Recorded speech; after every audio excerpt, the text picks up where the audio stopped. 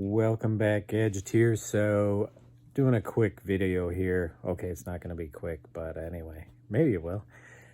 This regards my health, and I haven't been talking about it much lately. So, if you're just coming into this video series and you really don't know what I'm talking about, I have a genetic condition called dilated cardio myopathy, which unfortunately there's really only one way to deal with it. Ultimately, I need to get a heart transplant. Right now, I'm on a left ventricle assist device, which the easiest way to describe it is they put a pump in my chest.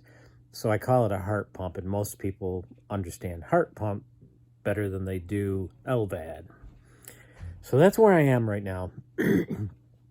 The reason I'm chatting about this is because I just had a appointment with my doctor, and these appointments kind of bother me because there's so much going on at once. Usually I had the trainer in, well, not usually, this time for sure I had the doctor in, I had an associate doctor in, I had the trainer in, and I had the LVAD technician in who was there to pull data from my LVAD, because it keeps a log of things that have been going on.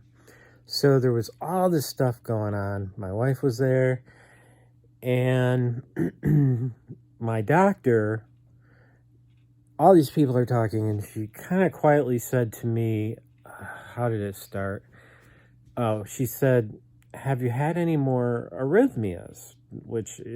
Those are the things that will get my heart off kilter, and depending on the severity could result in me eventually staying in the hospital. So I said I wouldn't know, because with the LVAD you don't really feel the arrhythmia, the dangerous ones. You feel palpitations and things like that, but not really the arrhythmias.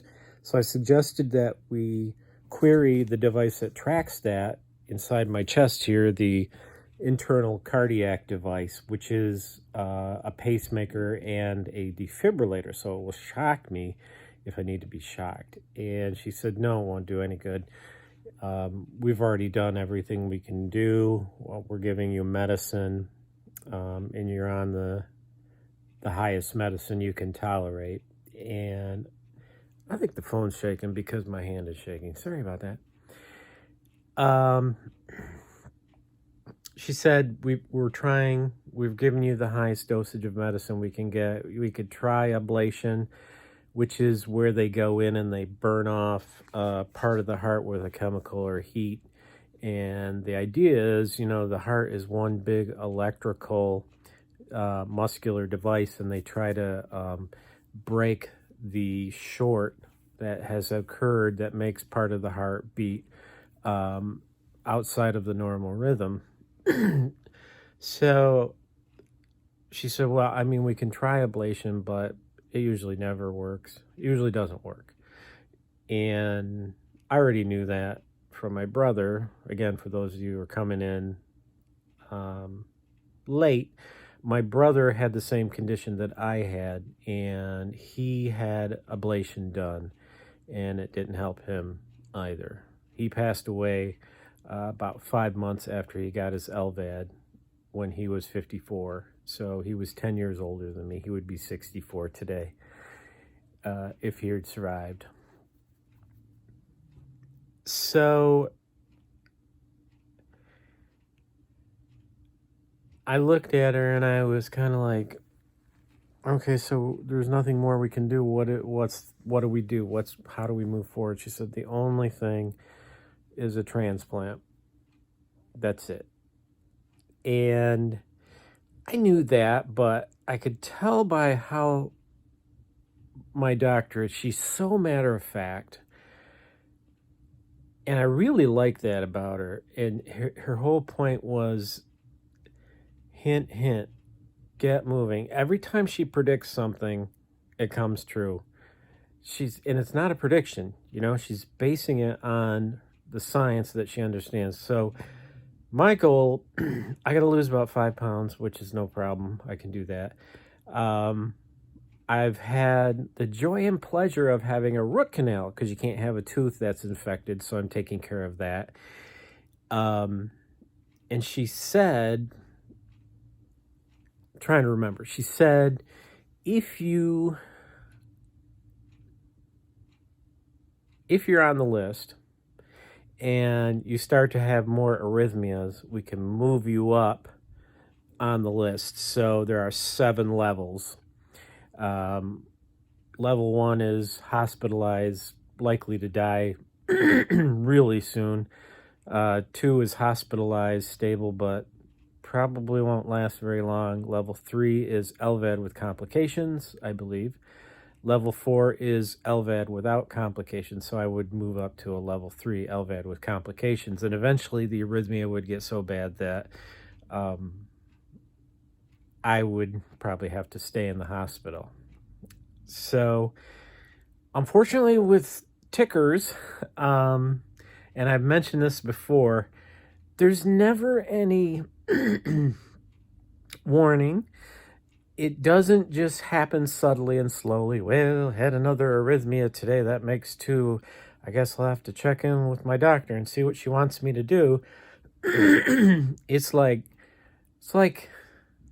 a bomb hits, And so I'm not really sure. It's one of those things where I could go years or not, but it sounds more likely that, I'm kind of running on the thin edge at this point. And so I'm going to do my part of the bargain. I'm going to get that last few pounds off. I've been enjoying, fall and winter a little bit too much. And complete the root canal on my tooth. I have to go back Tuesday to finish the root canal. And then it has to be, they call it a core and crown. I don't know why they call it a core, but anyway, they put this crown over it so it's really strong. And I'll be out of the woods with regard to that. And just so you know, I didn't wait around when I started having pain in this tooth. I immediately went to the dentist and got antibiotic. I don't mess around with that kind of stuff because I know how out of control tooth pain can become. So, yeah, it was like somewhat of a bombshell. At the time I was like, information received, you know what I mean? My IT background, let's parse this data and put the pieces in the right place and make a determination as to, what we need to discuss or think about later. So I came home, I took a long nap. I was exhausted. I've been doing several appointments this week.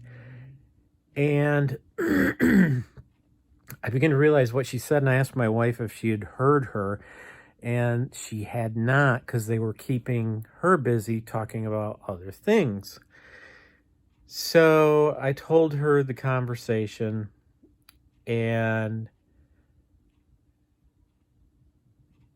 we both kind of just, we're just taking it in. I mean, it's like, what can you do? I felt like I've been living on the edge for quite a while now, and I did get an extra year out of this LVAD and may get more. So I'm not giving up yet. I think there's still a possibility that, I could get a heart transplant. I don't want to discount that possibility. I guess the reason I shot this video is I just wanted to record it for the sake of my family and friends and all of you guys out there who regularly message me. I am optimistic, so I hope I don't disappear all of a sudden. And if I do, don't worry, I'll have my wife log in and explain. I don't know, I felt really good lately, so I can't imagine something coming down, but you know what? Every time I felt really good is when something went wrong. So we'll see. A few more pounds to lose. I had gotten down, but I gained them. Shame on me. So I got to get those pounds off and finish this tooth work. And that's about all I can do. So kind of a boring video, but that's where I'm at now. And I'm going to hope for the best because there's really not much else I can do, right? All right, guys, thanks for watching. See you soon on Fast Gadgets.